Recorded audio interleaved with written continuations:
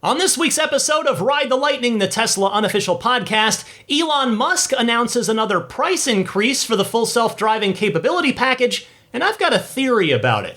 Plus, Giga Texas achieves a production milestone, Giga Berlin is almost ready to rock around the clock, the Tesla Semi has emerged from the shadows, and more.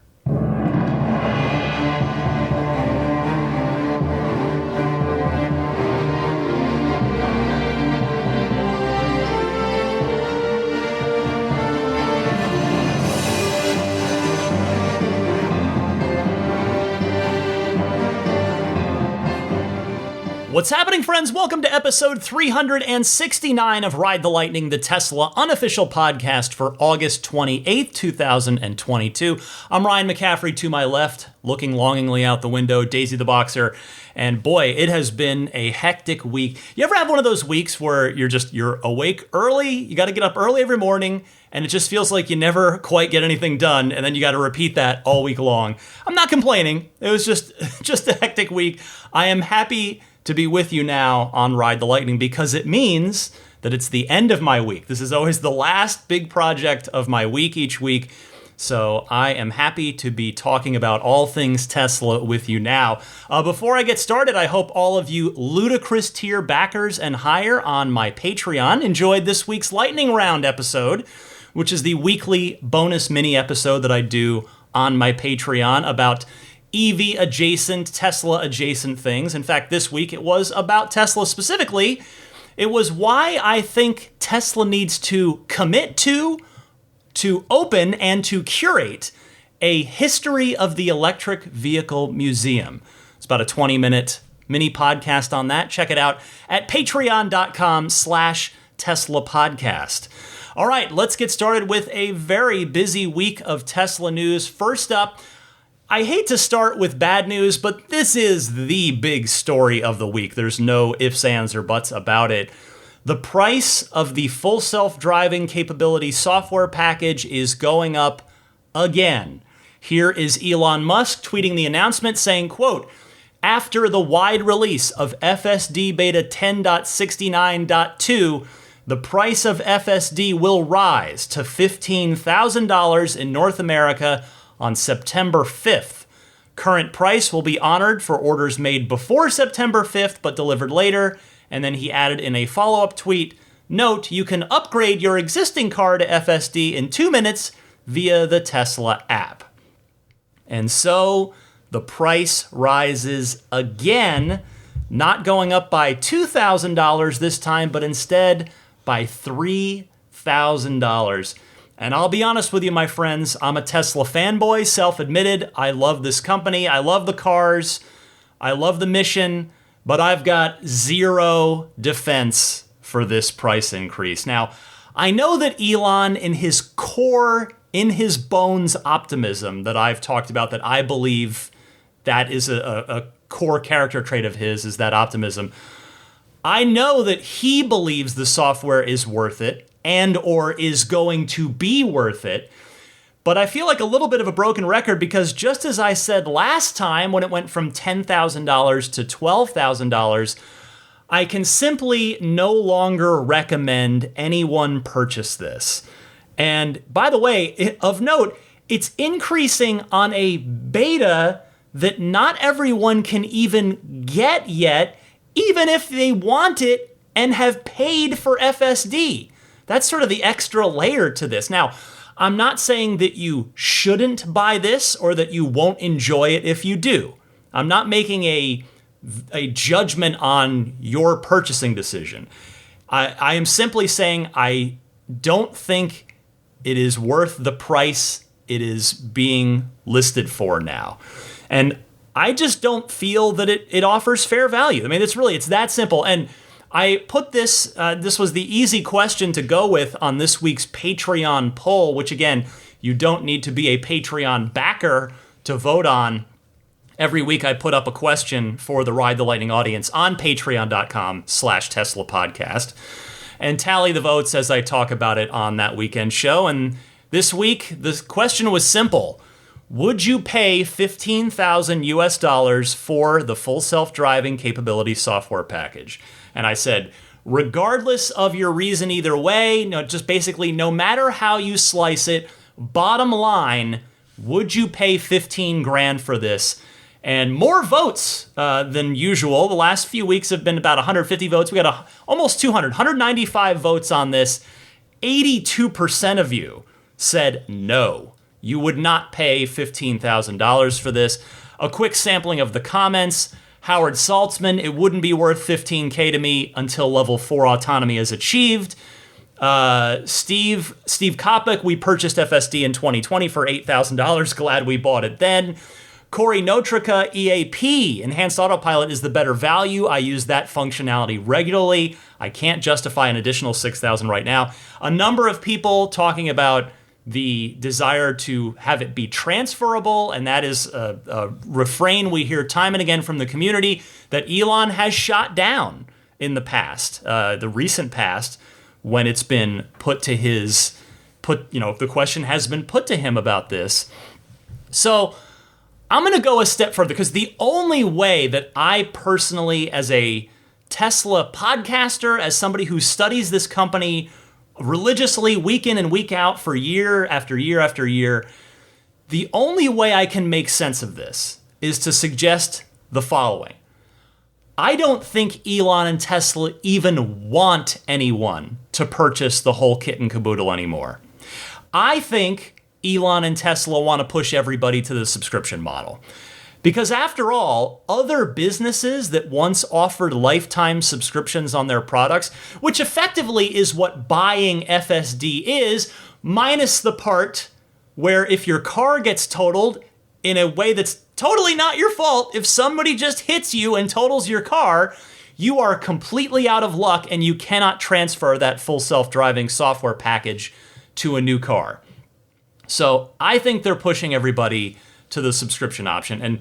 And again, the transferability thing, transferring the license, that is another matter entirely that has come up every single time there has been a price increase, and for good reason, by the way. There is just such a reasonable argument to be made that offering the ability to transfer your full self-driving package to another car, even for a modest fee, I don't think anyone in the community is really asking for a free transfer, but that a transfer would just encourage more customer loyalty and it would create more repeat customers, which I guess is two ways of saying the same thing. But anyway, circling back to my point from a moment ago about businesses that have done this before, businesses like TiVo and SiriusXM once offered lifetime subscriptions, and both companies got out of that business. I personally had a lifetime subscription on the Sirius radio that I got pre-installed just as a factory option with my last car, my Infiniti G35.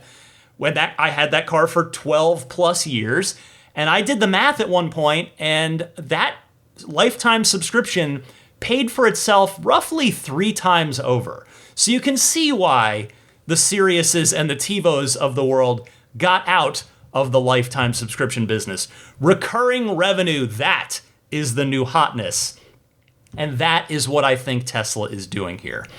Now, I know that Elon sees the cars as appreciating assets, and maybe one day that will be true. And yes, I know we're in this used car bubble of sorts, where used car, you could almost make that argument in this specific moment in time without factoring in FSD at all, that they're appreciating assets.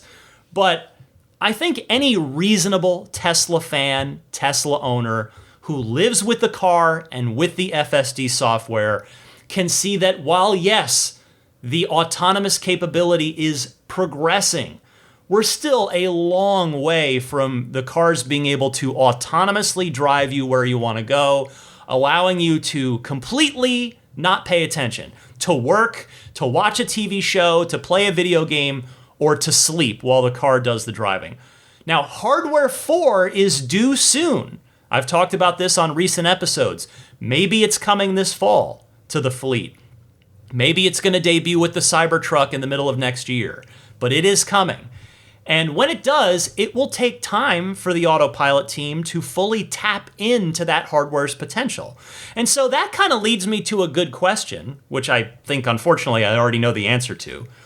For $15,000 for full self-driving capability software package, am I guaranteed an upgrade to Hardware 4, aka FSD Computer 2? Now, I expect the answer is no, since, as I've said before, I just don't expect there to physically be an upgrade path for a car that's built today. But I would be thrilled to be wrong about that, number one, because I'd like to upgrade my own Model 3. I would love to upgrade to Hardware 4, because I do plan to keep this car for a while, and I have paid for FSD, but I'm not expecting Tesla to provide me with FSD computer number 2, aka Hardware 4, at zero cost of an upgrade, because they already did that from the first computer, from Hardware 2, Hardware 2.5, I should say, to Hardware 3. But for that much money, for $15,000, you should get a computer upgrade if and when one becomes available. This to put this another way, not that you need the extra context, but this is a 25% price increase on FSD. And I'll add too, as I've done this little thought exercise with every one of these price increases, $15,000 is just a couple of points shy of 33% of the cost of a Model 3. That is a lot. That is all the more reason why I think that Elon and Tesla just don't even want, they're like daring anyone to pay this. They want the monthly subscription revenue that they can hook you into and keep you on. Now, granted, you're not signing a contract. You're not committing. You can cancel that anytime. You can have it for a month. You're going on a summer road trip and then deactivate it if you want. But a 25% price increase is a bitter pill to swallow.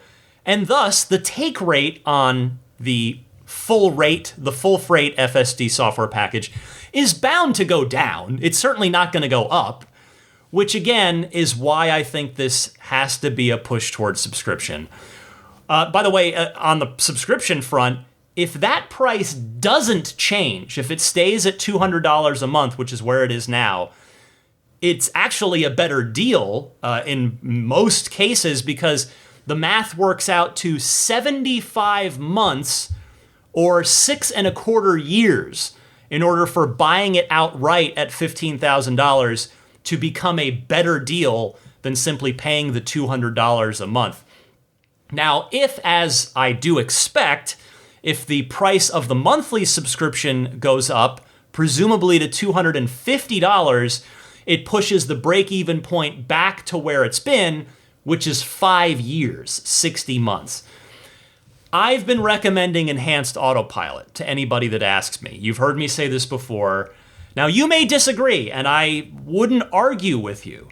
But for me, enhanced autopilot, I would still pay $6,000 for. But I wouldn't even consider the $15,000 for full self-driving. The basic autopilot is, quite honestly, probably going to work fine for most people. But the EAP functionality, the enhanced autopilot functionality, is all there today. You know, you're not paying for future promise, for future potential. And in my personal experience over the last 4 years, that enhanced autopilot functionality works very, very well. Now, it is possible, it's extraordinarily possible, maybe 50-50 at maybe more, that enhanced autopilot's price is going to go up past $6,000. But I do think there's a reasonable chance that it doesn't, and I hope it doesn't, because there's no new functionality being added there, unlike FSD. That's the product that's evolving, that's growing, that's gaining new features and functionality. EAP is pretty locked in, and so I hope that the price of enhanced autopilot likewise stays locked in at $6,000. All right, in happier news this week, Giga Texas has now reached a production run rate of 1,000 cars per week as it continues the estimated year-long ramp towards volume production. I saw this via the Whole Mars catalog on Twitter, who posted a picture of a 1,000 cars per week banner that was being signed by all of the Giga Texas employees, which is always, I love that Tesla does that. I know they're not the only company that does things like this, but I think it's pretty cool, and it's got to be pretty cool for the people that work there. Everybody signs it, everybody's contributed in their way to reaching a big milestone, and I think it's cool that Tesla marks those occasions. So I want to say congratulations to everybody on the Giga Texas team. I mean, Texas has only been open for what? 4 months and change by now. A year ago, the site was basically a patch of dirt. And to give them some extra additional credit, they're also, in achieving that 1,000 cars per week, they're doing it by building 2 different versions of the Model Y. They're building the Model Y 1.0, the 2170 battery cell-based long-range cars, and they're also building Model Y 2.0s, the 4680 structural battery pack standard range all-wheel versions. So I think that ups the degree of difficulty in this achievement a good bit, and thus bravo to everybody at Giga Texas who might be listening to this. And really, everybody should be rooting for Giga Texas to get ramped up as quickly as possible, for whether you're waiting for a Cybertruck, because remember, the Cybertruck's not getting started until they hit volume production. Maybe you want your Model Y quicker, so the quicker that Giga Texas gets up to speed, the sooner that you might, the wait times will go down on the Model Y. And then the other part of it, and granted, 1, 2, or all 3 of these things might be true for any one of you. Reason number 3, if you're a shareholder, a Tesla shareholder, you certainly want to see Giga Texas get ramped up as quickly as possible. Now, on that note, regarding the Cybertruck, I'm really curious to see how the Cybertruck ramp is going to go. While it's true that the Cybertruck is designed to be simpler and, by extension, cheaper to manufacture than the other Teslas, Elon himself has repeatedly acknowledged that it's an entirely new way of building a car. And as such, that is no doubt going to add to the learning curve once production on the Cybertruck does get underway. I guess what I'm trying to say here is that in actual practice next year, I wouldn't be surprised by anything with regard to the Cybertruck production ramp. I wouldn't be surprised if the Cybertruck ramp is in fact slower, at least in the beginning, than the Giga Texas Model Y ramp. I wouldn't be surprised if it's faster. I wouldn't be surprised if it's roughly the same pace. Nothing will surprise me because this is such a new way of constructing a vehicle. We'll certainly hope for faster, and we'll hope that mid-2023 gets here soon. One other random thought here, by the way, before I move on to the next story. There have probably been a couple of other exceptions on limited production cars or specifically limited production variants of cars. Like I think Lucid's upcoming plaid rival, the Air Sapphire, which just got announced at Monterey Car Week last week. This might be one of them where it's only made in one exterior color. In the Sapphire's case, sapphire blue. But I do think that the list of vehicles, in terms of especially mass-produced vehicles, where the vehicle's only made in one color, it's the Model T. Remember the famous old saying, it comes in any color you want, so long as it's black. The DeLorean, where the only choices you had when buying a DeLorean were manual or automatic transmission and black or gray interior, but every single one came from the factory in naked stainless steel. And the Cybertruck, which of course will, at least at first, only be offered with a stainless steel exterior. Maybe in time. I mean, Elon has talked on Twitter about the idea of them coming wrapped from the factory with a vinyl wrap of either a custom design or a design that Tesla will offer.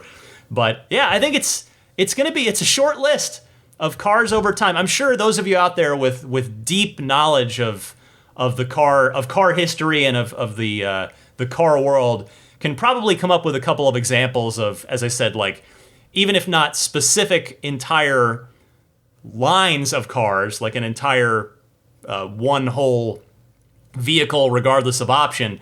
But there have no doubt been like special variants, limited production variants of certain models of cars that have only come in one color. But Cybertruck's going to join a short list there, no doubt. Okay, back to the news. In other Gigafactory news, Giga Berlin is reportedly planning to add a third shift coming up in December. I saw this story on Drive Tesla Canada, who writes, with production steadily increasing and more employees being hired, Drive Tesla has learned the company is targeting December 2022 to add a third shift.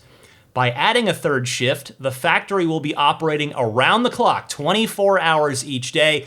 That should allow Tesla to increase production at the factory up to 5,000 Model Ys per week by early next year, a target shared by Drew Baglino, Tesla's senior VP of Powertrain and Energy Engineering, during the recent Q2 earnings call. Giga Berlin is currently producing between 1,200 and 1,500 Model Ys each week. When the factory opened, only performance variants were being produced, and at that, only in black and white colors. But in recent months, the factory has added the long-range variant to their production lines. The paint shop has also made progress, having recently completed the first test of the all-new Mercury Silver Metallic and Deep Crimson paint colors. Thank you to Drive Tesla Canada for that. And it is just wonderful to hear good news from both new Gigafactories. So the next steps for Berlin are, first and foremost, getting to that 5,000 vehicles produced per week. But there are secondary and tertiary goals here to watch out for as well. One, for Giga Berlin to get their on-site 4680 battery manufacturing facility done and thus eventually transition the entire factory over to the 4680 cells and the structural battery pack.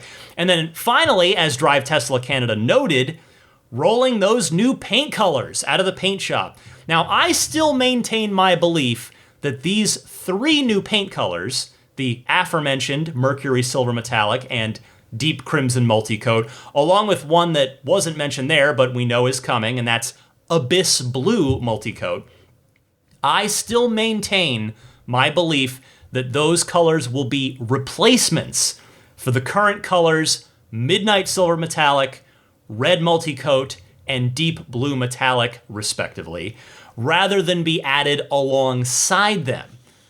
Again, as I said earlier in the podcast, I would be thrilled to be wrong about this, and for Tesla to thus offer 3 additional new paint choices to its current 5-color paint lineup.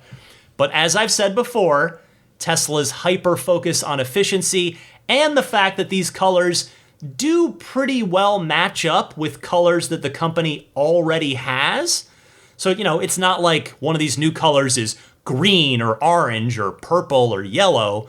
So those things lead me to believe that they will be replacing those 3 existing colors, at least at Giga Berlin, because it remains to be seen when or even if the 3 new colors will make it to Fremont, to Texas, and or to Shanghai. Back to the production ramp here for a second. 5,000 cars per week by early 2023, if they can get there, would be roughly 12 months since Berlin came online, which, not coincidentally, is the exact length of time that Elon has talked about for getting a factory ramped up to volume production. 12 months, 1 year. So here's hoping that Giga Berlin can stay on track for that, or perhaps even get ahead of it. Get a little Shanghai spirit going on and beat the estimated goal, the estimated time to completion. Next up, another story that makes me happy this week. The Tesla Semi is finally back in the news, just when I was wondering what the heck had been going on with it. Tesla tipster Sawyer Merritt spotted the revamped Tesla Semi page on the Tesla website, which features new photos of the Tesla Semi, a short, very, very short new video, and some new information, the latter of which is what's most interesting. As stated on the new site, which you can go see for yourself at tesla.com/semi, under badass performance, Tesla says 3 independent motors provide instant torque and unmatched power at any speed so drivers can merge safely and keep pace with traffic. Accelerate from 0 to 60 miles per hour in 20 seconds fully loaded and maintain highway level speeds even up steep grades. So that is interestingly down from the 4 motors that were originally mentioned. I also wonder if it's still going to be the same motors, because if you remember way back, the original plan was for the Semi to use Model 3 motors. I mean, that would still make sense, certainly, in terms of not just economies of scale, but also using something that's been rigorously battle tested by the fleet over millions of collective miles. So it would certainly make sense that Tesla do use the Model 3 motors as planned, but you never know. Maybe they, in their road testing and just road-bearing research over the past couple of years, that they found that they're going to have to use a bespoke motor or a modified Model 3 motor. But I think for the time being, it's still reasonable to presume, until we are told or figure out otherwise, that it's going to use Model 3 motors, but now just 3 of them instead of 4. Now, in terms of refueling the Tesla Semi, Tesla says on the new page, quote, with less than 2 kilowatt hours per mile of energy consumption, Semi can travel up to 500 miles on a single charge, recover up to 70% of range in 30 minutes using Tesla's Semi chargers. So I guess we're not calling them mega chargers anymore, which, honestly does make sense, because it could be confusing to some people who might hear about a mega charger and think that it's just a faster version of a supercharger for their passenger car, for their SX3 or Y. So calling it a semi-charger makes it pretty clear which Tesla vehicle it's for and which ones it's not for, which is all the rest of them. Also of note here, from the new tesla.com/semi webpage, Tesla is no longer taking orders for the Tesla Semi, nor are they listing a price anymore either. The prices back in 2017, late 2017, when they first put the page up, when they first announced the Tesla Semi, had been $200,000 for the 300 mile range version, and $250,000 for the 500 mile range version. I presume Tesla is probably going to have to honor those old prices for the numerous corporate clients who placed reservations several years ago at this point.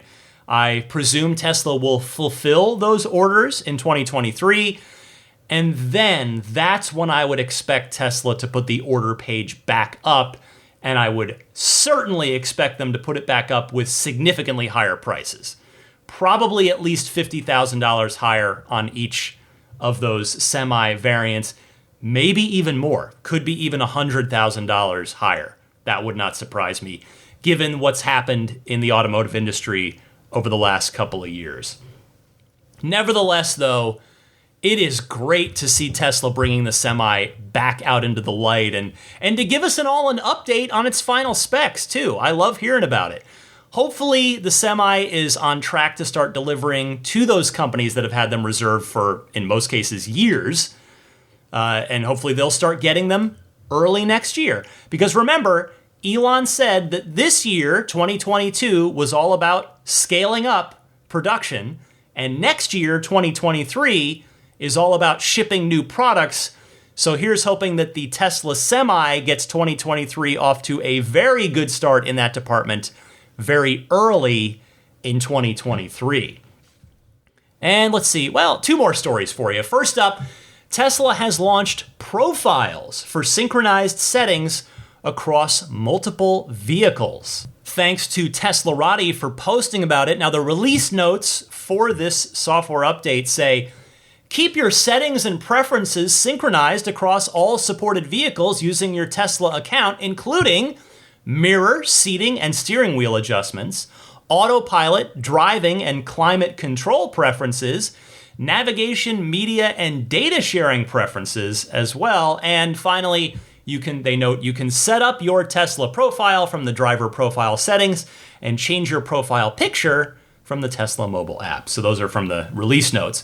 You know, what's pretty cool about this to me is that this is a feature that's been talked about for quite some time. In fact, 5 years exactly, to be specific, because Teslarati kindly notes that back in August of 2017, Elon tweeted, quote, "We are going to move all info and settings to the cloud, aka server, so any Tesla you drive in the world automatically adjusts to you." End quote. That is a tweet from 5 years ago. So, if nothing else, that gives you an idea of how long some of these ideas linger on the Tesla software team's feature roadmap. I mean, they no doubt get bucketed into different categories, right? And those buckets are probably by priority. You've got super urgent stuff, you've got high priority, lower priority, future wish list, only if you're bored on a weekend kind of features. But this one obviously wasn't super high priority since it took 5 years for it to get here. But hey, it's arriving now and it's really cool. I mean, this will be a useful feature, especially for multi-Tesla households, of which there are more and more all the time now that the Model Y is taking over the American new car sales charts, in some of those cases, joining households that already have a 3, maybe already have an S. The Y has definitely become a second Tesla in a lot of households. And this feature is also going to be useful, certainly, if you rent a Tesla from Hertz, for example. I mean, it is the future to think about this, right? This is such an only in the future thing that has now arrived. You think about how awesome would it be to be able to get into your rental car and immediately have all of the settings, the mirrors, the seat, the steering wheel settings, all that stuff, the autopilot settings, the climate, all of it immediately set to what you want as if you were driving your own car. I mean, that's pretty cool. You got to say that is one of those rare examples of, at least rare obvious examples of the future arriving today. Like, that's a cool feature. By the way, if you're curious what to watch out for, if you're thinking, hey, I really want that feature, it is in version number 2022.24.5. Hopefully you're getting it around the time you're hearing this podcast. Maybe you just got it. If not, it should be pretty imminent. Now, those of you who, like me, are on the full self-driving beta software branch, we will likely get this, just if using history as a guide, it'll probably be another release or two after 10.69.2, which is already, I mean, it's already got everything that's going to have baked into it. We're on 10.69, and then as I record, we're expecting 10.69.1 out to a slightly larger group of FSD beta testers pretty soon, and then in another week or so, going wide to everyone in the FSD beta is that 10.69.2 that will then trigger the full self-driving price increase. Finally this week, more good news to end on. See, I started with the big story that happened to be bad news, but it's been fun ever since, and I love closing on this one. The question of the week that seems to be answered in the affirmative is, are factory tours coming back to Fremont? A new job listing suggests that those tours are indeed coming back. Thank you to Tim Hoyer on Twitter for finding this and posting it. The job listing is pretty clear. It's a full-time position in Fremont for a factory tour associate. Now, I've tried tweeting Elon about this topic before, didn't happen to get a response. Sometimes I get a response, sometimes I don't. More these days, it's less and less, but he's got more and more people tweeting at him these days. But regardless, I am so glad to finally have my answer on this, and for that answer to seemingly be a big yes, that Fremont factory tours are coming back. Now, when it does, it used to be that any owner, you had to be an owner, Tesla owner, that you got one tour per year. You could sign up for one tour per year. But I do acknowledge that was at this point, many hundreds of thousands of owners ago. The fleet has grown quite a lot since the last time that Tesla did Fremont factory tours. So I do hope that same policy remains. Perhaps Tesla will run more tours throughout the day, and hence why they're hiring for it. Or maybe they won't, and those tours are gonna book up further in advance. But what I can tell you is that, and I've said this before here and there on the show, I've had the pleasure of taking the Fremont tour a few times over the years, and it's now been long enough where I really want to do it again. I want to see what's doing in there these days. But every time I've done it, which again, it's like 3 times, the phrase that I would use to describe the factory tour in Fremont, and again, pardon me for repeating myself because I know I am, but the phrase is awe-inspiring. That is the feeling that I get. That's how I would sum up the Fremont factory tour. And I mean that as humbly and sincerely as possible. No hyperbole, nothing. It is awe-inspiring in there. It is so incredible to go on the tour and see these giant rolls of aluminum that come in at one end of the factory, and then Model S's and X's that are made entirely of aluminum come out at the other end. And of course, parts of the S and X, of the 3 and Y are aluminum and other parts are steel. But just seeing the assembly lines and all the parts, it's really, really fantastic. And so not only do I give it a full-throated shout of a recommendation, but I also hope that Giga Texas, Giga Berlin, and Giga Shanghai follow suit sometime soon and start to offer tours as well, because I'm sure they would all be amazing to see as they're functioning day to day on the inside. All right, that is everything I've got for you in a busy week of Tesla news. But stick with me, as promised, the Ride the Lightning hotline returns right after this. This is Steve Downs, the voice of Master Chief, Sierra 117. You're listening to Ride the Lightning, the Tesla unofficial podcast. You know, that Cybertruck looks a lot like a warthog, doesn't it? Master Chief, out. Well, after a couple of accidental weeks off from a lot going on the podcast, the Ride the Lightning hotline is back. Your time to call in with your questions, comments, or discussion topics. You can give me a call anytime, day or night, in one of 2 easy ways.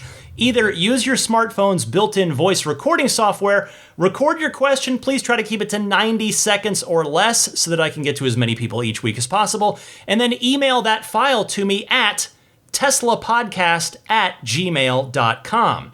Alternatively, you can take that same 90-second or less call and actually call in with it and just leave a message on the Ride the Lightning hotline. It is a toll-free number that you can dial anytime. The number is 1-888-989-8752. That's 1-888-989-TSLA. And if you know someone special with an upcoming birthday, anniversary, graduation, or some other special occasion, you can give them a unique gift of recorded voices from friends and family telling them why they're special. The recordings can be podcasted or put onto a keepsake. Visit lifeonrecord.com to learn more. Let me kick it off with Tim from Little Rock. Hey Ryan, this is Tim from Little Rock. It's been a while since I called in. Hope you're doing well. I have a comment and question on last week's episode about the fact that at this point Tesla Model 3 is $3,000 too expensive to qualify for the new tax incentive next year.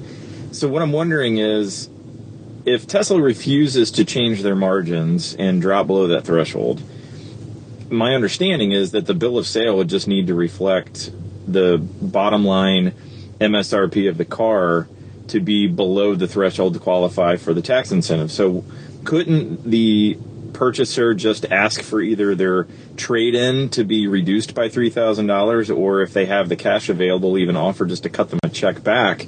So Tesla will drop the price by $3,000, but still keep their margin and let the member qualify for the tax rebate, because doing that, you're still coming out $4,500 ahead than Tesla not budging on the price, and you're having to pay the full price and not get the tax credit. So I'm just wondering your thoughts on that. I'm not a tax expert, and I don't know if there's any reason for that, or any reason preventing that from happening, but just wondering your thoughts on whether Tesla would be open to manipulating a trade-in, or even just getting a check back from the individual to get the price on the bill of sale to be below the threshold to qualify for the tax incentive. So anyway, wondering your thoughts on that. And again, good to talk to you. Hope you're doing well. Bye. Tim, it's great to hear from you. I'll be honest, I'm not sure if what you're proposing would be doable or not, but one thing I think could work, again, if, like you said, Tesla doesn't want to lower the price of the car, is to remove basic autopilot from the long-range Model 3 and simply offer that as a $3,000 option, thus making the base price $54,990, coming in under the limit by $10. Now, maybe Tesla wouldn't want to do that because they want every single car that they make to come equipped with basic autopilot standard, but that, to me, seems like the path of least resistance for both Tesla and for customers. I mean, you may remember that the standard range Model 3 from 2019, yes, the $35,000 Model 3 that did exist for a period of time, did not include basic autopilot standard. You had to pay to add it and then pay more if you wanted enhanced autopilot or FSD. Thank you so much for your call. And by the way, thank you as well to Brett from Austin, who called in with a similar line of thinking. He suggested that perhaps Tesla do another thing that they've done before in order to get under that $55,000 cap for the new tax credit, and that is software lock things like the seat heaters, extra speakers, etc., similar to what the base standard range plus Model 3 did. And perhaps another little feature or two there would have to be added in order to get down $3,000 to hit that magic 55K mark. But thanks, Tim, and thank you, Brett from Austin, as well. Next up is Chris, who ordered a Model Y and has a question about the tax credit. Hey, Ryan, a longtime listener and electric owner since 2012 with a Nissan Leaf, but first-time Tesla owner. I just ordered my Model Y this week after the tax credit passed. I didn't add FSD because that would send it over the 80K, but it says MSRP, so does that mean if the MSRP is less than the 80K, the lowest price, then it applies? And if you option it over 80K, it then still applies? Or does the final price optioned up over 80K, is that a problem? Let me know. All right, awesome show. Take care. Bye. Chris, congratulations on your order, and congratulations on being a second-time EV owner. Not a lot of people can claim that as of yet. Good news, you are golden no matter what options you load up onto your Model Y order. The MSRP ceiling for the new tax credit is only looking at the base price of the car, not any options that you might add onto it. I trust that will come as good news, and I hope you get your Model Y soon, but I guess in this case, not too soon, right? You're looking January 1, 2023. Thanks a lot, Chris. Appreciate the call. Here's Jeff from Durham. Hi, Ryan. This is Jeff from Durham, North Carolina, a longtime listener, has called in a few times over the years. Model X owner and a Founder Series reservation holder on the Roadster. But I had an idea for a feature enhancement. What do you think about a feature that would allow you to keep the AC on as you get in and out of the car frequently? I'm in the real estate business, and I'm in and out of the car many times during the day, within sometimes a couple blocks of each property or within a mile or so. And I thought it would be nice if there was a setting that you could keep the AC on, or even the heat on in the wintertime without having to hit the keep button on. Wanted to get your thoughts on that. Love the podcast. Keep up the great work. Talk to you soon. Take care. I like the idea, Jeff. We have dog mode, we have camp mode, but how about errand mode? I mean, it certainly would make sense for a lot of use cases, such as yours. It could even be set for different increments, right? Like if you want the AC to stay on for 5 minutes after you get out of the car, for 10 minutes, on up to maybe 20 and even 30. Let's put it out there, see if the Tesla software team hears it, and you never know. Next up is Lawton from Chicago with an idea for full self-driving amid the imminent price increase. Hi, Ryan. It's Lawton from Chicago.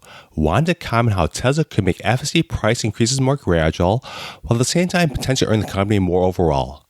One of the only things in recent memory going up faster than inflation is the cost of FSD. It has increased from $10,000 at the beginning of the year to $12,000 on January 17th and will soon be up to $15,000 on September 5th. To help slow the pace of price increases, Tesla could consider offering separate family and commercial FSD pricing. The family plan could remain at the current $12,000 with more gradual price increases, but be limited use by a family of roughly 6 users with intermittent use by friends. The commercial plan would eliminate use and allow deployment as a rideshare vehicle.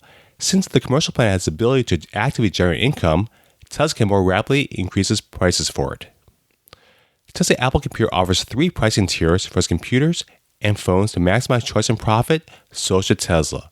With enhanced Autopilot as the entry option, upselling a buyer to the Phantom FSD plan will be easier to sell, with the commercial FSD for their pro customers who truly want it all. Thus, having a more affordable family plan will likely increase the overall rate of adoption and likely mean more overall FSD revenue.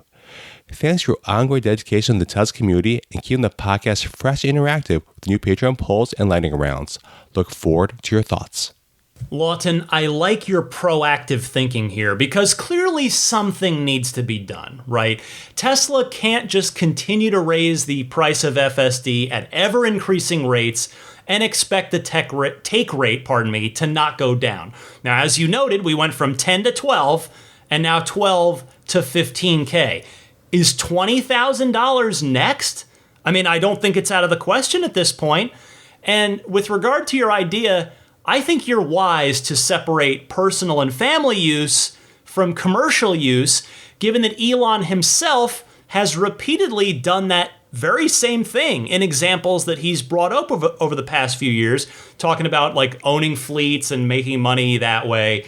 So yes, I think you're onto something with this, and I hope Tesla will carefully consider adding some further nuance to the FSD pricing, because I will say, to Tesla's credit, they have added nuance to it already by adding the monthly subscription option and bringing enhanced autopilot back more recently. Lawton, thank you so much, as always, for your call. Next up is Steve from Arizona. Hi, Ryan. Steve Mandela from Arizona. Hey, I wanted to mention something about the 12-volt battery. I got the alert the other day on my car, and I wanted to get it swapped out. So I went to the Tesla app, made an appointment, and I was in the middle of picking somebody up at the airport. So anyway, I made the appointment. I thought it was for the next day. I got home, I looked at the appointment, and it was for 8 days later. They were coming to my house. And of course, I don't want to wait 8 days to swap out the 12-volt battery, because I've heard other people had problems with it if they waited that long. So I went back into the app. I made another appointment to bring my car into a service center, and they swapped out the battery, no problems, under warranty, didn't pay anything. But here's my point. The service guy told me if that ever happens in the future, don't even make an appointment. Just drive to the nearest service center, and they will squeeze you in and swap out that battery right away. So I hope this helps somebody in the future.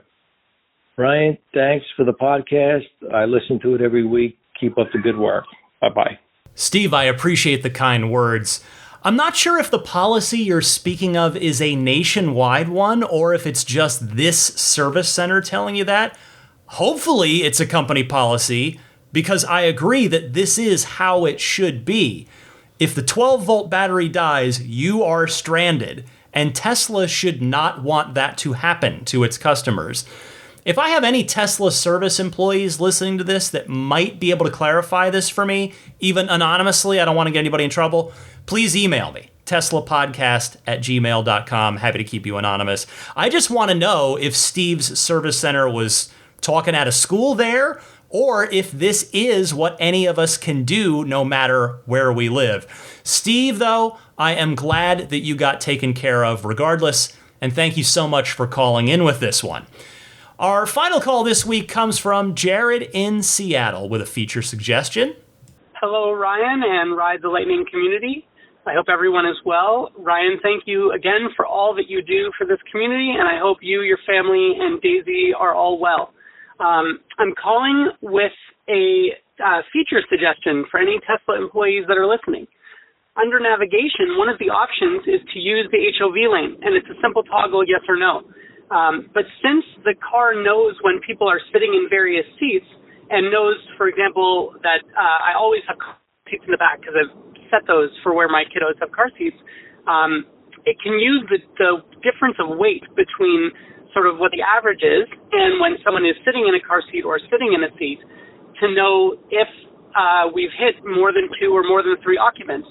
And it can automatically then apply the using HOV when routing or not per trip based on who's sitting in the car when you set the navigation. So it's a little bit complex, but it should be doable with the sensors that are already there and the options for setting car seats on those rear seats that already exist. So here's a hope that Tesla will one day implement automatic HOV routing versus the manual HOV routing that exists today. Thanks very much. Jared, this is one of those absolute home run suggestions that I get calls about from time to time, because you guys out there, you know these cars well, you have such great ideas, and this is one of those. This is such a good suggestion that Tesla should implement it immediately. Just a fantastic idea here, Jared. And as you noted, it does seem like, I'm not a programmer, I'm not an engineer, it does seem like all of the hardware is already there for the cars to be able to do this. The Teslas should just need to be told what to do to make it happen via a software update. So thank you for this. We will once again this episode speak it into existence for anyone on the Tesla software team that may happen to hear it. Thank you, Jared. Thanks to all of you who kindly took the time to call in. I welcome and invite you, everybody, to call in and be a part of the podcast. If you send in your call, I might feature you on the show. So I gave you the call-in instructions earlier, 10, 15 minutes ago at the top of this segment. Refer back to that, and we will do more phone calls next week. But for now, I've got a few stories to tell you in my Spirit of Adventure segment here coming up right after this short little musical break. It was a busy week. Some fun stuff to talk about right after this.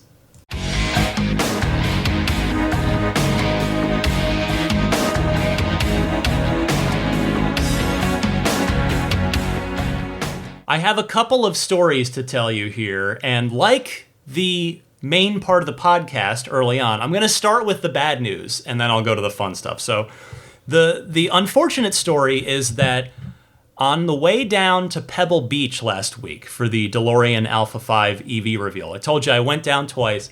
So the second day, on both trips, both the way down and the way back, I was on autopilot, doing it's doing its thing. And it freaked out on both drives. I don't know if this has ever happened to you. Hopefully it has not. And by freak out, I mean out of nowhere, it screams, it starts beeping like crazy. The red wheel with red hands pops up on the screen that says, take over immediately. So I do that. And then once I do that, autopilot will not come back on. I get error messages that say automatic emergency braking has been disabled. So that's a lovely safety issue. And the other message that alternates, the other error message is cruise control disabled. And of course, with cruise control disabled, autopilot cannot be reactivated, and it wouldn't. And a 2 scroll wheel reset wouldn't fix it. only letting the car go into a deep sleep. Like when I parked the car and then came back to it later, then it would work, autopilot would work again. But this happened to me twice, and both times pretty early on in my trip, and it was about a 2 to 3 hour trip, depending on the traffic. It was 3 hours down there, about 2 hours coming back. So I had to do all the driving myself, which sounds like the most first world complaint ever. But to be, a little serious about it, I paid a lot of money for full self-driving and for the car, and I should reasonably expect it to work as intended.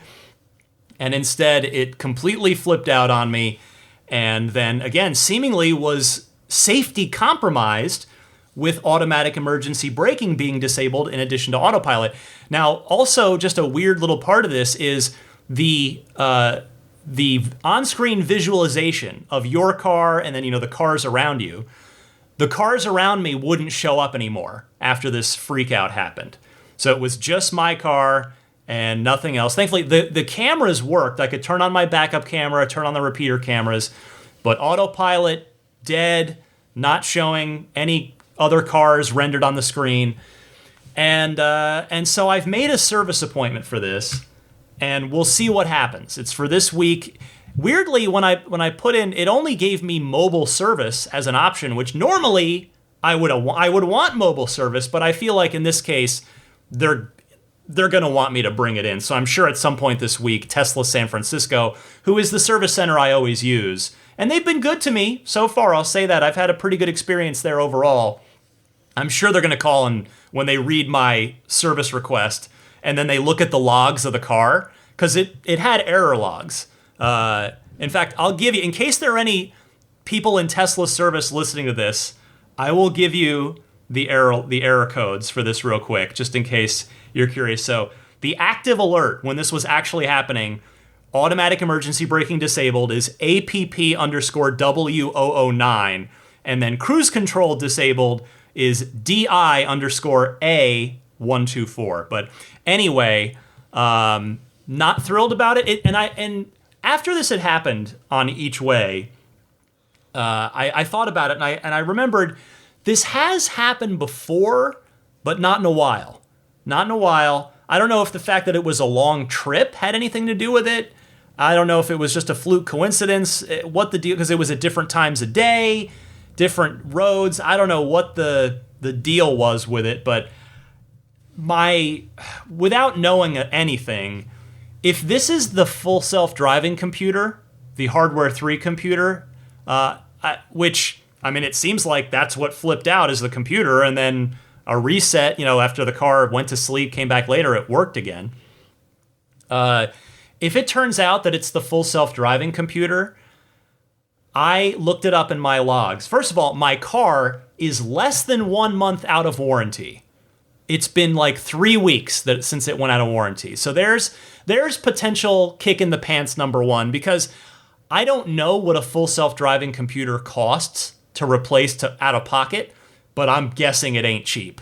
And just the part, let alone the labor. I mean, I know the labor involves removing the glove box on the passenger compartment in the front seat and then installing the card.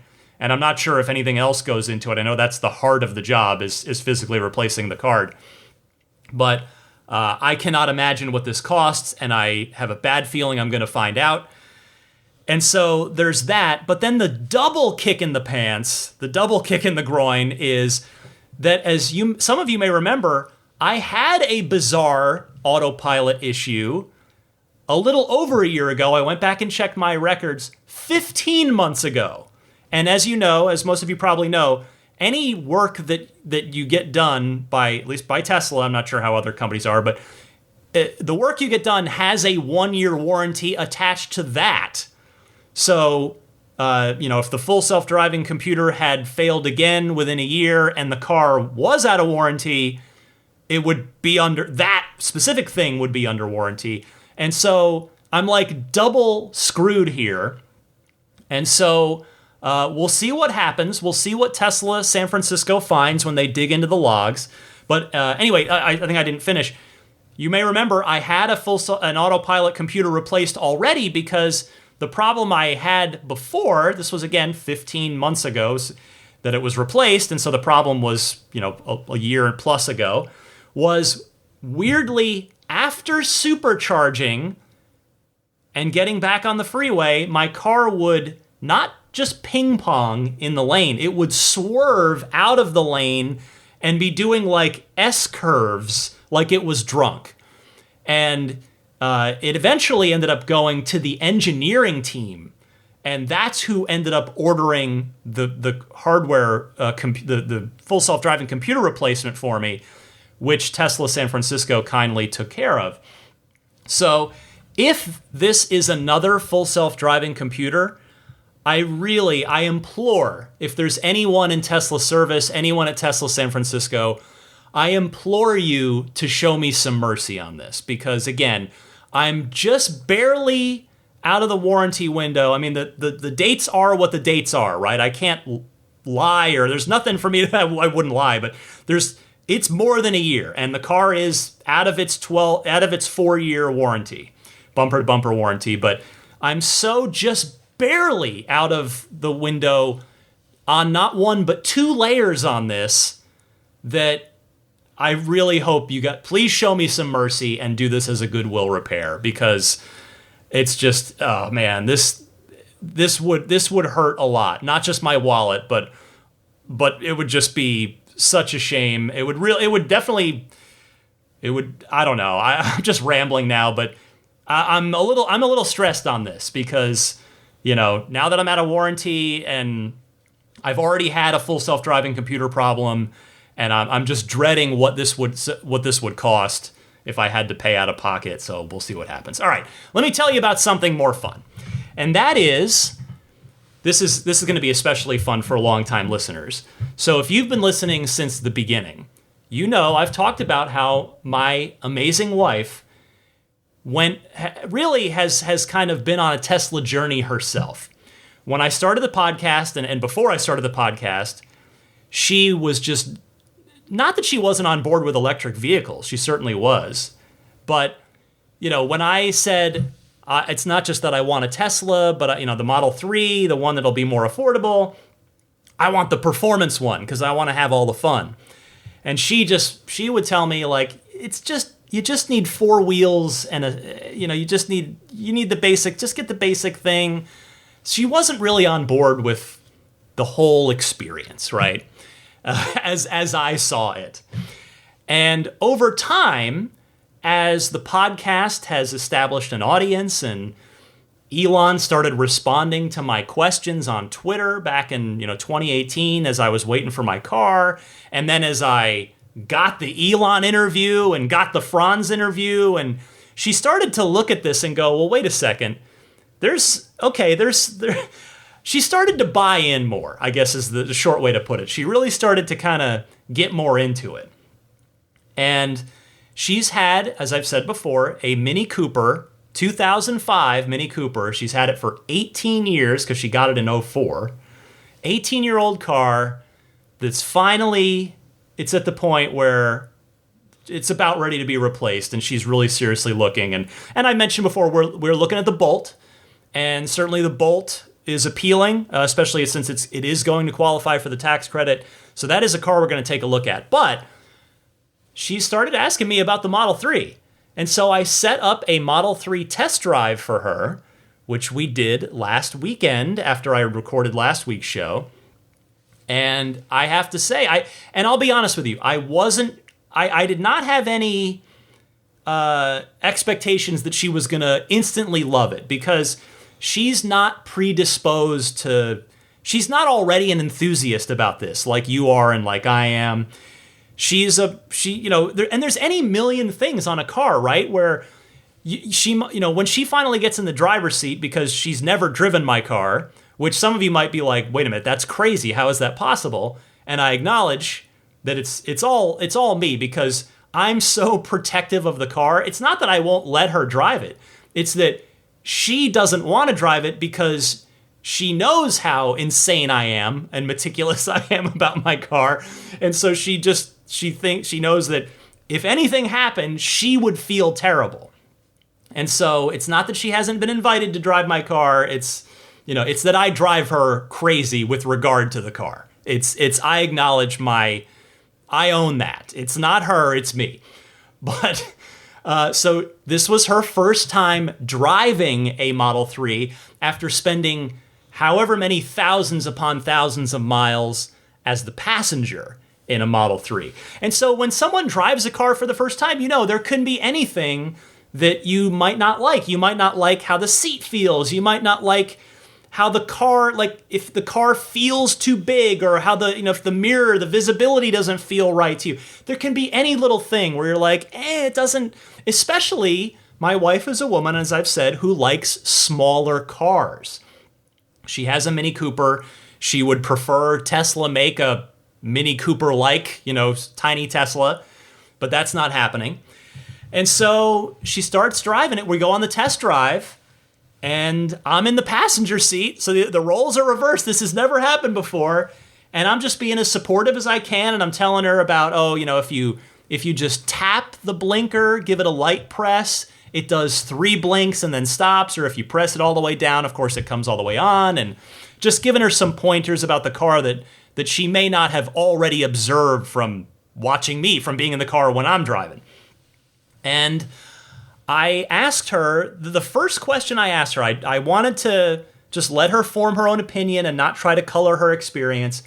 And about halfway through the test drive, I asked her, so does the car feel big to you?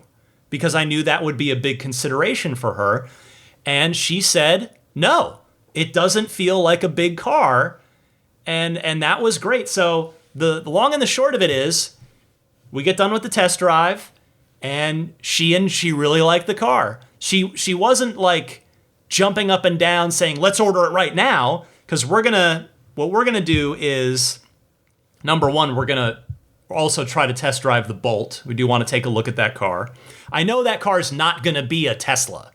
I'm not expecting it that, but there's a massive price discrepancy, and so it's worth taking a look at the car. Although obviously I'm not only biased as a Tesla fanboy, but I will also say, like, in all seriousness, in my head, I really want her to choose the standard Model 3 because, honestly, it's one thing. I've seen enough accident videos from Teslas on the internet, because it pops up on Reddit and what have you, where people just walk away in Teslas, and the other cars are just these mangled things in an accident. And it's the fact that the Model 3 is objectively, I've said this before, the safest car that the United States and European government have ever tested, ever. I want my wife, when she's going to be driving a car, to be in the safest car in the world. And I want my daughter, if she's going to be in the car with my wife, to be in the safest car in the world. So I am really hoping she'll choose the Model 3, but we are going to take a look at the Bolt. We'll give it a fair shake, and then we want to see. We're going to wait till basically the start of the new year in early 2023, because there are 2 reasons. One, I want to see if Tesla does anything to make the base Model 3 qualify for even half of the new tax credit. We know, as I talked about a couple shows ago, it's the battery pack that prevents the base Model 3 from qualifying for the new tax credit. So I want to see if Tesla makes any changes in order to make it qualify.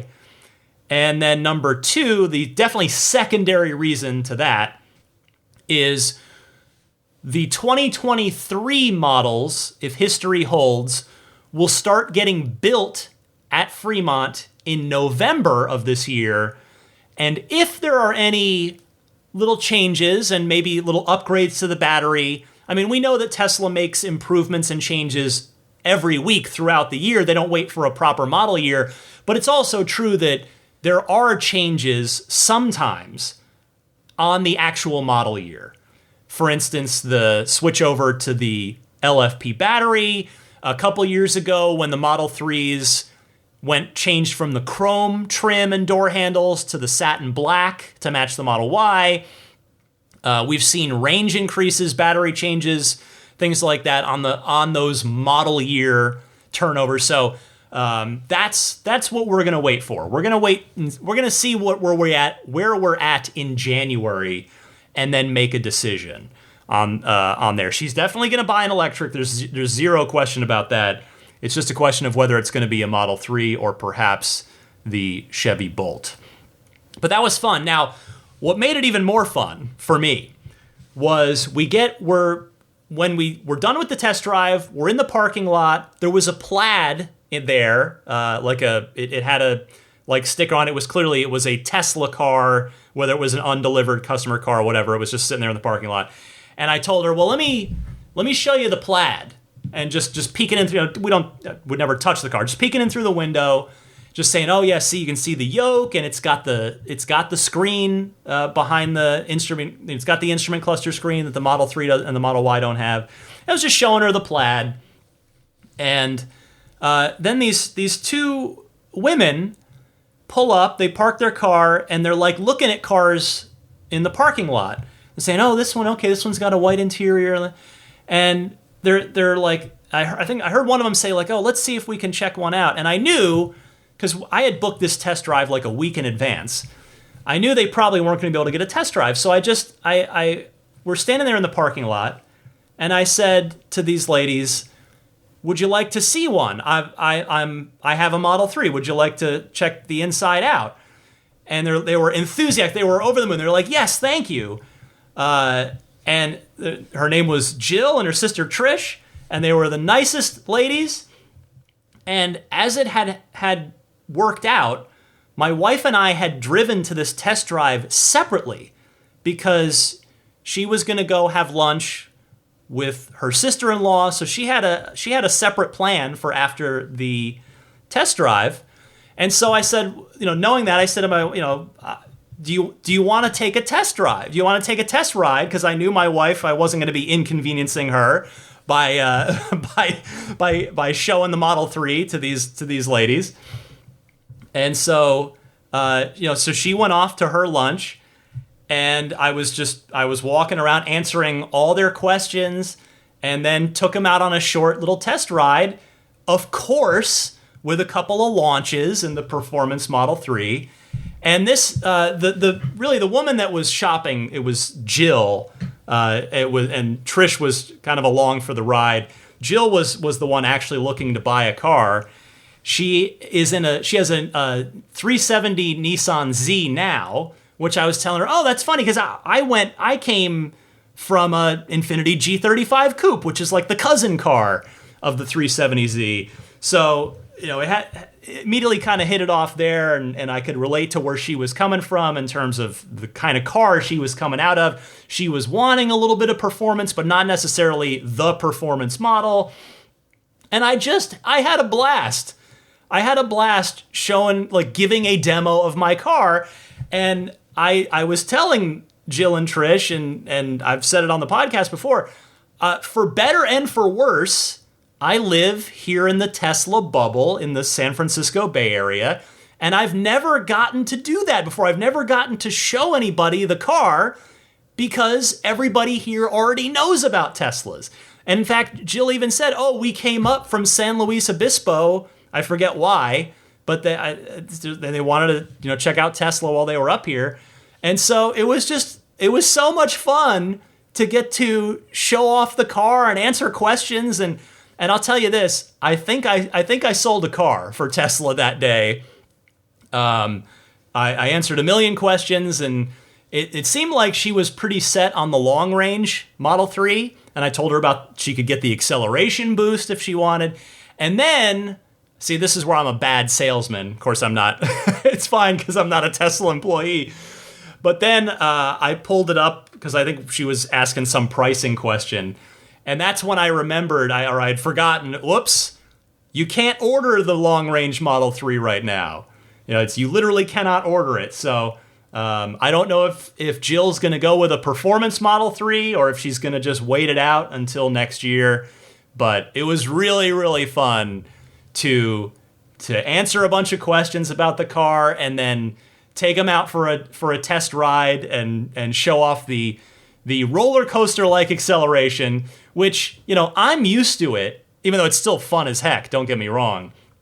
But I'm still, a new person that hasn't experienced it. It's so much fun to be there as new people experience it for the first time. So, had a great time with the test drive, both with being part of the experience of my wife having a good time test driving a Model 3, and then meeting two random people in the parking lot and answering all their questions about the Model 3. All right, that's enough babbling from me. Wow, that was another 22 minutes. I guess this is going to be a long episode. See, this is why the Spirit of Adventure portion of the podcast is at the end. It's so that if you're annoyed by me right now and you're bored with this story, you can press stop and you really haven't missed much. You've gotten the core content of the show. It is all structured this way for a reason. Anyway, here's your pro tip of the week from Jonathan in Atlanta, responding to Cody's life hack that I played one or two shows back about resuming playback off of USB devices. So here's Jonathan adding on to Cody's pro tip. Hey, Ryan. As always, spectacular job on the podcast. Just phenomenal. You always do a good job. But I was listening to Cody. I don't remember where he's from, but he was talking about his hack that he does or the pro tip that he does for resuming his songs right where he left off on his USB. I kind of have the same pro tip, only it's when you switch between podcasts and music. So let me explain myself. So when I pick my daughters, I listen to podcasts all day long. Obviously yours, but I do cheat on you with others. Anyway, so I'm listening to podcasts, and I go to pick up my girls from school. Well, obviously, not only do they probably not want to listen to the podcast that I listen to, but they certainly don't want to listen to it halfway through on. So they wanted me to switch to music. So it used to be I'd switch over to music, and then to re-listen to my podcast, I'd click on TuneIn, I'd click on the episode, and it would start me back at the very beginning. It was really annoying, especially since Tesla took away that feature where they would show the progress in time. And now you have to hit 15 seconds forward to find out exactly where you are. So I had to remember the time that I left off and then fast forward.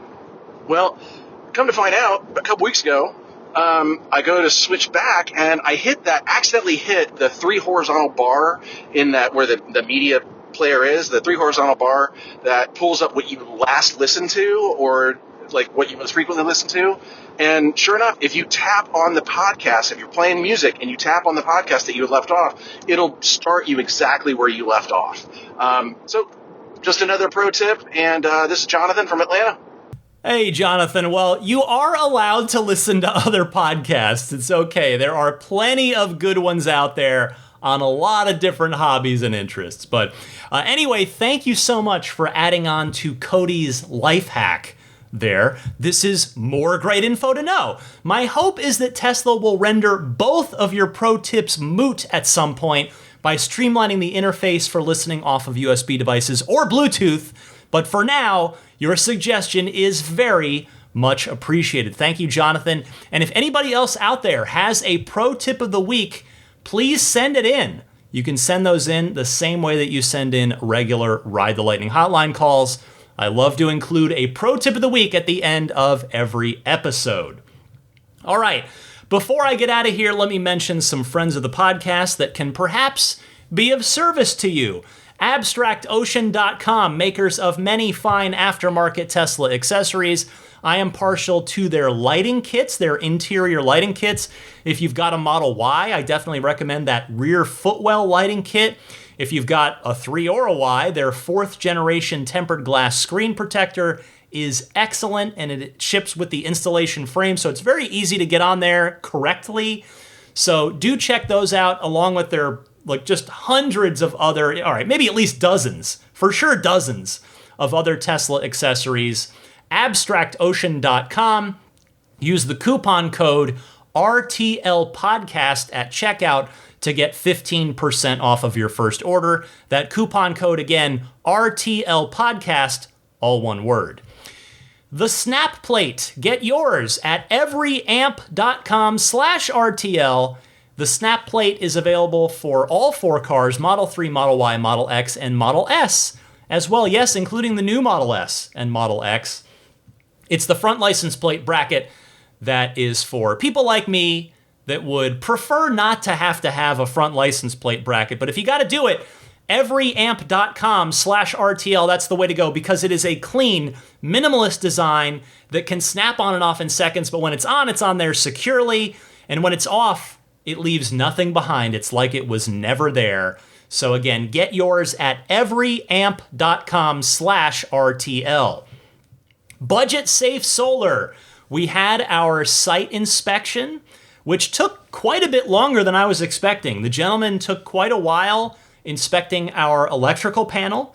It was up on the roof for a bit as well, and I am waiting for that report. So I don't know what the site inspection yielded just yet.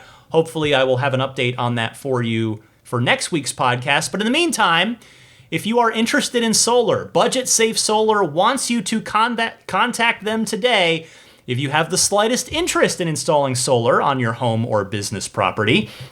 Why today? Because tomorrow your neighborhood may have reached its circuit capacity and not be able to handle another customer supplying the aged infrastructure until repairs are completed, perhaps decades from now. Don't get shut out because you thought that unattractive roof had another year left in it. Visit them today at budgetsafesolar.com and use the referral code RTL if you do proceed with a solar installation. Immaculate Reflections, irdetailing.com. That is the website to go to. Jeff is the owner and proprietor there. He does incredible work. My car is a rolling testament to his attention to detail, really, is just the best way to put it, and craftsmanship and care and enthusiasm for his work. I look at my car and it still looks at least as good as new, if not actually better than new. And I know that sounds like hyperbole, but if you see my car, judge for yourself. If you ever get to see it in person, you'll see what Jeff is capable of. So if you want to do ceramic coating so that you don't have to wax the car for the next 3 to 5 years, if you want to do paint correction, if you want to do paint protection film on some or all of it, whatever you want to do, if you're going to be in the greater San Francisco Bay Area with your car, bring it to Immaculate Reflections, and I promise you will leave happy. There is a discount waiting for you just by virtue of being a Ride the Lightning listener. So when you reach out to book work through irdetailing.com, just mention in your note that you're a Ride the Lightning listener and that you would please like the Ride the Lightning discount, and Jeff will kindly give it to you. Next up, puretesla.com/RTL, your one-stop shop for your dash cam and Sentry mode setups. $49 for the 128 gigabyte kit. It is a micro SD based solution that is going to work and work and work because micro SD is designed for the constant reading and writing that the dash cam and Sentry mode do, which USB flash memory, not so much designed for that constant reading and writing. So I highly recommend puretesla.com/RTL. Again, $49 for the 128 gigabyte kit. Ships free anywhere in the US. Comes fully formatted out of the package. And go there and grab one. How about Jada? Jada has a number of wonderful Tesla accessories, all centered around the center console of your vehicle. I have their wireless charging pad in my Model 3 that is too old to have it built in from the factory. But if you do have a newer Model 3 or Model Y, you might want to check out the Jada USB Hub console. It's a storage organizer, USB hub, Apple Watch charger, and AirPod charger all in one. Check it out at getjada.com/REF/8, and Jada is spelled JEDA, and use the coupon code RTL for a nice discount. Finally, the Patreon. I touched on it at the top, but the Patreon is the primary way through which you can voluntarily choose to support my efforts here on Ride the Lightning. I put a lot of time, energy, love, research, and enthusiasm into the podcast each and every week, which I hope comes through. And so at some point, maybe it's today, maybe this is the time you're hearing this and you know what, and you think, you know what, yes, Ryan, now is the time. I've been listening for a while. I really enjoy the podcast. I'm going to support you on Patreon. Those support tiers start at just $5 a month, or if you don't want to do monthly, you can do an annual pledge, which if you do that, you get a 5% discount on whatever pledge you make. But you can do whatever pledge at patreon.com/Tesla podcast. That's Patreon, patreon.com/Tesla podcast. And there are numerous levels, numerous tiers of support. The higher you go, the more and more perks and bonuses that you get. It's that $10 tier, the ludicrous tier, as I've named all the tiers after Tesla performance modes. The ludicrous tier is the one where you get the weekly bonus mini episode, that lightning round episode every week that I mentioned at the top, along with early access to the regular episode, this episode, every week as well. If you're not already subscribing to the podcast on your favorite podcast service, you can do that completely free of charge. Subscribing just means you go on to Apple Podcasts or Google Podcasts or Stitcher, TuneIn, Spotify, and you just find the podcast and you click subscribe or follow or whatever the terminology each podcast service uses, so that anytime there's a new episode, which is the same time every week, 9 a.m. Eastern, 6 a.m. Pacific every Sunday, it will automatically push that new episode out to you rather than you having to remember, oh yeah, it's Sunday, I gotta go get the new episode of Ride the Lightning. So do that on your favorite podcast and save yourself having to remember to go get it. Finally, you can find me on social media. I'm on Twitter and Instagram, same handle on both, DMC_Ryan, if you care to follow me on either of those. My podcast email address is teslapodcast@gmail.com. And with that, let me say a hello and thank you to the highest level tiers of the Patreon, the highest level backers. I'll start with the grandfathered in plaid supporters. Thank you so much to George Cassiopo, David Brander, Logan Willis, Jason Chalukas, Tim Hyde, Peter Chalet, Eric Randolph, Dorian Steve Guberman, Jeremy, Tesla Owners of Taiwan, Ron Lee, Charlie Gillespie, David Perella, Dennis Peak, Jeff Angwin, Chase Cabanillas, the Lydia family, Aaron Altschul, Jared Brown, Jerome Strack, Jamie Dalton, the Tesla Owners East Bay Club, Mike and Barbara from Louisville, David J. Howes, Travis Krenzel, Matt Nixon, the Tesla Owners Club of Wisconsin, Jonathan Zalesny, Ish, Not Elon Musk, T. Kirk Lowry, Peter, and the Bear Boys of Colorado. A big thank you as well to the Maximum Plaid backers, who are Jonathan Wales, Cameron Clark, Daniel Grummer, Seth Capello, Nick and Tony, the Galpin family, Ryan from Las Vegas, Darren Nickel, Kaz Barnes, Ulrich Lassa, Brett Libano, Patrick Wisniewski, Gil Cabrera, Watley, Eric Brown, Mark Eversole, Todd Badger, Joe Edgel, Kevin Yank, the Tesla Owners Club of San Joaquin Valley, Michael Williams, Will Stedman, Mait Suaru, Derek Nesselrote, Justin Perez, Jeremy Harris, Chris Beach, Tom Mills, Alex Brem, Tyler Smith, Corey O'Donnell, Matthew Graham Dronberger, Scott Gillis, Aaron, John Cody, Andre Kent, Joel Sapp, Kim Bay, Paul Casarino, Richard Corley, Chris Osborne, KB, Matt Asbury, We Drive Tesla EV Luxury Car Rental in Oahu, HaloBengals.com, Chris Pratt, and Ken Epstein. Finally, an extra big thank you to the Roadster in Space tier backers, who get a one-on-one hangout with me every month if they elect to take it, in addition to all of the other perks. In fact, I will be chatting tomorrow as I record this with Howard Anthony Smith. Looking forward to catching up with him. And so a thank you goes out to Howard, as well as Pete White, Lyle Austin, Steve Radspinner, Fernando Cordero, Lawton from Chicago, Sean Neidig, Neil Weaver, Jackson Wallace, Rolf and Jennifer Evers, Victoria Iacovetto, Tesla Hitchhiker 42, and Kara Weston. Well, this has been another long episode. There has been a ton going on. I guess I was talking a lot about myself and my own stories on this week's podcast there at the end, but hopefully you find it entertaining. I guess if you made it this far, you stuck through it. You stuck through my stories. Some weeks I have cool stories, some weeks I don't. This week it was fun.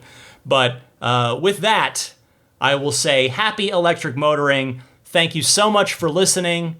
I will catch you, as always, on Sunday morning at 9 a.m. Eastern, 6 a.m. Pacific every week with a new episode of Ride the Lightning, your weekly Tesla unofficial podcast.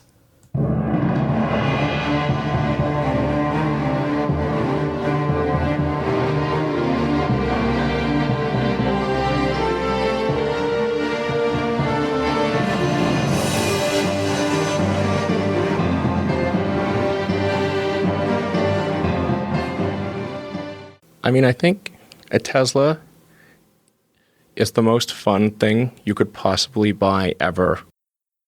That's what it's meant to be. Our goal is to make it's not exactly a car. It's actually a thing to maximize enjoyment. It's maximum fun.